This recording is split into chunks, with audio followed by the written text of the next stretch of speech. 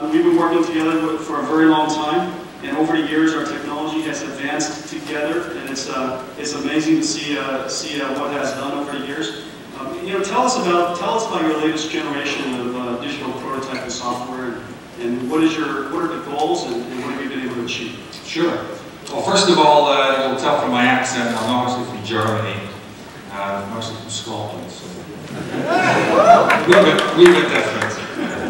But thanks, James. It's great to be here. And as you can see on the screen, we've got one of our models up at the moment. This is the Lamborghini Reventon, $1.5 million sports car. And this really is a great example of what we're doing with software. So we're taking CAD engineering data and we're skinning it out, interior and exterior, and allowing design engineering to actually build the vehicle without actually building the vehicle, which would be a multi-million-dollar prospect, because there is no factory. This would be hand-built. So this allows them to do it live, and then to play with different aspects of design that they're considering, and then to see all that virtually without, as I said, having to. Now, we see a lot of graphics all the time. We see graphics on video games, and we see graphics in movies. What makes industrial styling so complicated, such a great visual computing challenge? Why is it so hard to design, to create a digital car that looks, from a fidelity perspective, a feeling perspective, it looks and feels like a real car? What makes it so challenging? Primarily the huge variance that you've got involved. So they're looking at all sorts of different materials primarily, and that's where NVIDIA CGFX shaders really come into the fray. Because you've got to be able to give them that visual quality. Bob Lutz at GM is not going to walk in and say yes to a program unless he's absolutely sure that that is exactly what it's going to look like. And their goal is they want to see this car projected on a power wall, and this car is the size of a real car, and they want to have the ability to not be able to distinguish the real car from the computer-generated car. And so obviously the geometric fidelity has to be so high that you don't see any facets. All you see is just the wonderful curvature of the car. The paint apparently has a very subtle, depending on what kind of paint it is, whose paint it is. Ferrari's red is very different than Lamborghini red, and the way that the red reflects off the car is extremely important, and somehow that has to be captured in the experience. And then there's something about the headlights. Apparently, the car companies now, the stories you were telling me, they think about the headlights as the eyes of the car. Yeah. It has to be designed like jewelry. So can you give us some... Yeah, a lot of people don't realize, and I didn't until we got into this, but in automotive, for example, the car company are responsible for every square inch that is visible of the vehicle. So, I used to think that someone from Nvision or Bosch would come in, like the guys within the old TV commercial, they'd open their coat and they'd have all the watches, Here's the new headlights. What do you fancy for the car? Well, not at all. In fact, the designers of the manufacturer design the headlight, give that back to the suppliers and say, build me this. So that's where ray tracing comes into this, and the power of ray tracing, because again, they want to see the optics of that headlight to be exactly correct, and exactly the way that it will look if they do have this. My understanding is that you were telling me that the headlights are now designed by jewelry designers, because they want to make sure that the reflection and the refractions off the mirrors and the lenses makes it as brilliant as possible, no matter what angle you look at it. Right. And so obviously, if we design this car, and I can imagine taking a photograph of it, but wouldn't it be amazing if it could just come to life? Well, of course, that is the real power of the system. What you're looking at here, obviously, it looks like a 2D image, but in actual fact, it's a fully interactive, real-time 3D scene. So with that, let's roll it.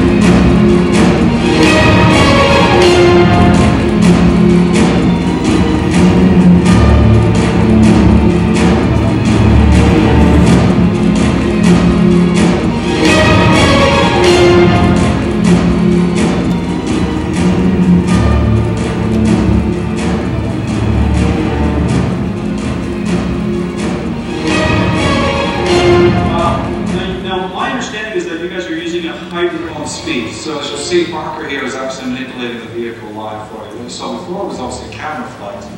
But the whole point is that DeltaGen is calculating this at about 10 frames per second minimum. And all the reflections that you're seeing, and refractions and so forth, are all being recalculated absolutely live. So I could swap out pieces of geometry here. I could put a different nose on the car, and you instantly would see what the effect is going to be, what the end product would look like. You don't have to go away and come back 3 days later when they're recomputing the images.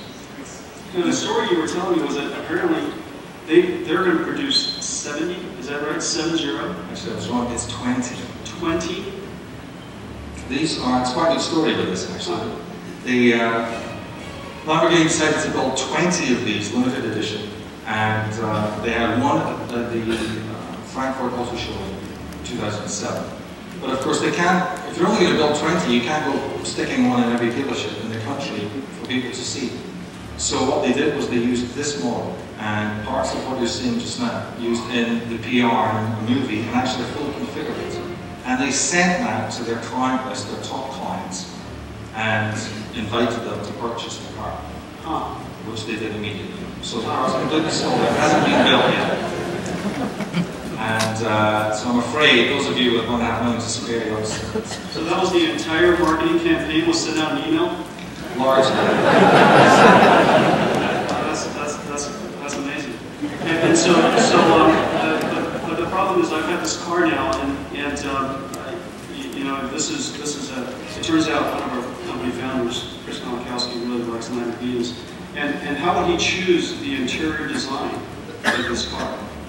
Well, the interior works in exactly the same fashion, and in fact we can switch the interior. Because his favorite color is green. Well, remind me of that. We'll give him a green.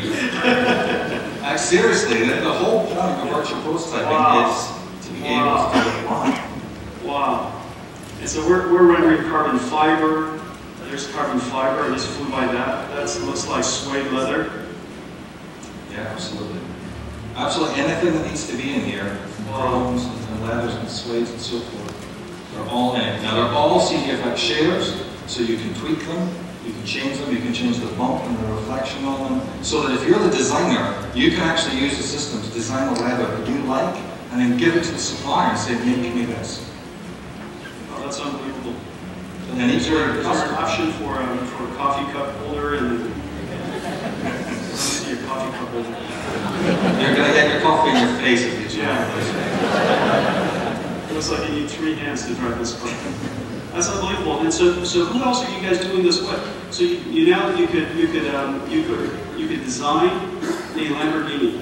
You could sell a €1.5 million product, which is probably like $4 million now.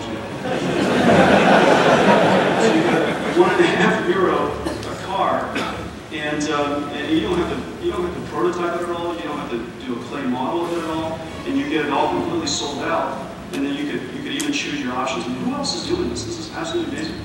It's getting bigger and bigger by the minute. Obviously, the initial guys were aerospace and automotive. For them, I mean, prototypes are literally multi-million-dollar events.